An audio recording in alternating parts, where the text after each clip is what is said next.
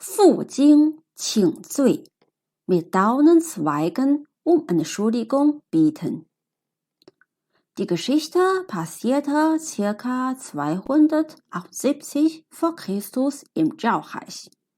Zu jener Zeit war das Qin-Reich die überlegene Großmacht, die die anderen 6 Reiche inklusive Zhao oft erpresste, schikanierte und angriff.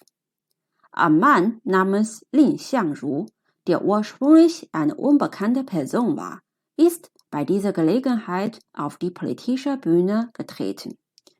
Mit Tapferkeit und Intelligenz hat er die Ehre seines Vaterlands vor dem Qin-König geschützt und damit zweimal hervorragende diplomatische Missionen geleistet. Er kletterte die Karriereleiter daher sehr schnell hinauf. Er wurde schließlich einer der höchsten Beamten des Zhao-Reichs, dessen Stelle sogar höher war als die des Generals Lian Pe. Lian Pe war deswegen sehr unzufrieden und sauer.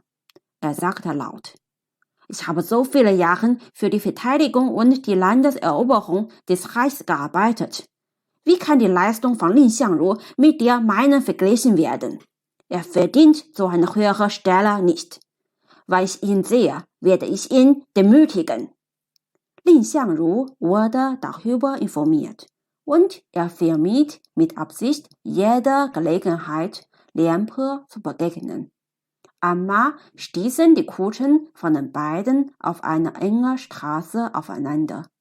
Lin Xiangru ließ seinen Wagen halten und gewährte Lian Pes Kutsche die Vorfahrt. Die Kompromisse von Lin Xiangru gegenüber Lian Pe erfreuten diesen natürlich, aber sie enttäuschten seine Anhänger. Sie fragten ihren Herrn: Sie sind so mutig vor dem Qin-König und momentan so hoch befördert. Warum haben Sie Angst vor dem General Lian Pe? Lin Xiangru antwortete ruhig: Ich habe sogar keine Angst vor dem Qin-König. Wie kann ich Angst vor Lian Pe haben? Ich bin für die Diplomatie und er für die Reichsverteidigung zuständig. Wir beiden sind unentbehrlich dafür, dass Qin unser Reich nicht schikanieren kann. Falls wir uns miteinander stritten und schlecht zusammenarbeiteten, würde das unser Reich schwächen und den Feind stärken. Das ist der Grund, warum ich Konflikte mit ihm zu vermeiden versuche. Diese Worte wurden wenig später an Lian Pe übermittelt. Er schämte sich sofort für seine Engherzigkeit und entschied sich, bei Lin Xiangru um Verzeihung zu bitten. Er machte sich oberkörperfrei, ließ auf seinen Rücken Dornenzweige binden und lief zu Fuß zu Lin Xiangrus Haus. Als Lin Xiangru ihn beim Haustau empfang, kniet er mit einem Bein und sagte offenherzig: Ich war so ein Rohbein und engherzig. Ich bitte um Ihre Verzeihung. Lin Xiangru wurde von der Ehrlichkeit berührt und akzeptierte die Entschuldigung vom ganzen Herzen. Seitdem wurden die beiden die engsten und vertraulichsten Freunde und Kollegen.